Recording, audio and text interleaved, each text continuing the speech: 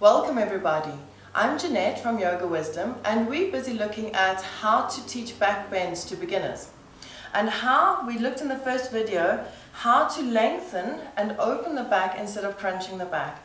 A big problem people experience in the back bend is the shortening of the neck muscles, and maybe in a way we're overcompensating, trying to initiate the back bend through using the head instead of using the lift of the heart. So the first one we're going to look at is same as last time, where the chest was relaxing back and then you open the heart, not necessarily distending the ribs to get the chest open. So this is a nice exercise, a nice relaxing exercise to show this.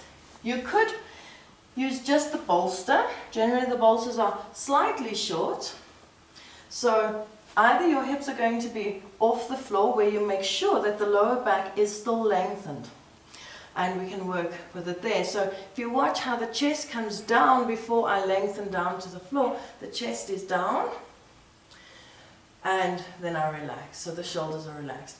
Even nicer, if you can lengthen your bolster, I'm going to lengthen mine just with a brick, so that my hips, coccyx and my head is on the bolster in one straight line. So I've got the chest down, so I'm physically going to exhale and feel the chest coming down, holding the ribs. It's a bit of Uddiyana Bandha and Mula Bandha. Then the thighs go down, going to lengthen the arms and reach up and over without distending the rib cage. So I'm really lengthening the back from the coccyx to the fingertips. Good. Another way to do this, you could use a strap. When you use the strap, just be wary of that you really want to push the strap away, not just pull on the strap, that will disengage your lats. So we lengthen in the lat and use the strap to hold the arms in position and to get them as long as possible. Another way is binding the arms just below the elbows. Again, lengthening, shoulders relax, open back broad, and reaching up and over.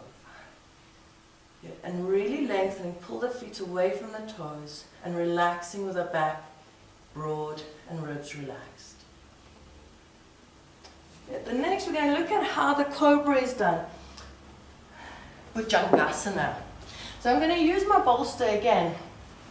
This is to help to show you how the legs actually engage in a back bend, and the legs connected to your inner thighs, connected to your glutes. So we're not going to contract the big glutes to arch up or squish into the neck, but we're going to help the pubic bone to push down into the bolster to lengthen and feel the lower bum muscles. So Mula Bandha again. So I lie down on the bolster, maybe the head right on the other side, so that you can really feel the back broad and the shoulders are relaxed and hands under the shoulders. So I'm going to start doing the back bend first, feeling Mula Bandha and lengthening the legs. Doesn't matter if the knees are on the floor or straight, either way the legs are active. You're going to soften into the chest and start lifting the cobra from the chest, and it helps to feel the hips pushing into the bolster to make it an effortless openness in the back.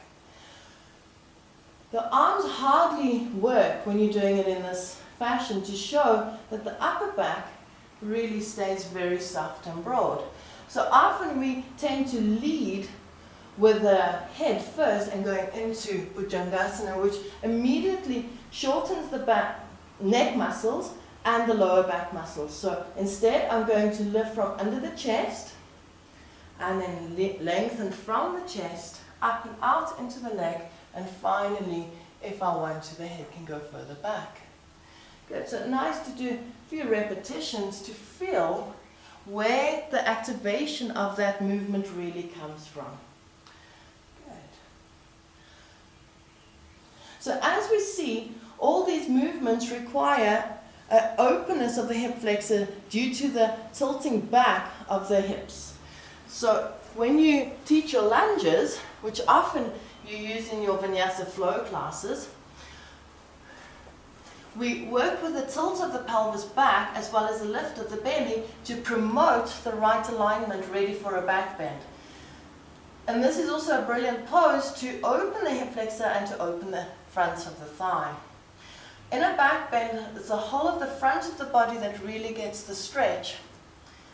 And in that, the back of the body must lengthen and stretch with the front of the body. So there's a few thigh stretches you could do. There are many, whatever you would like to include into your class to help promote the openness of the front of the body.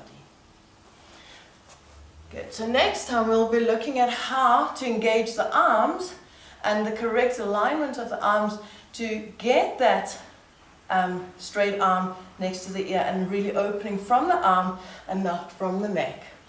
Thank you for watching. Namaste.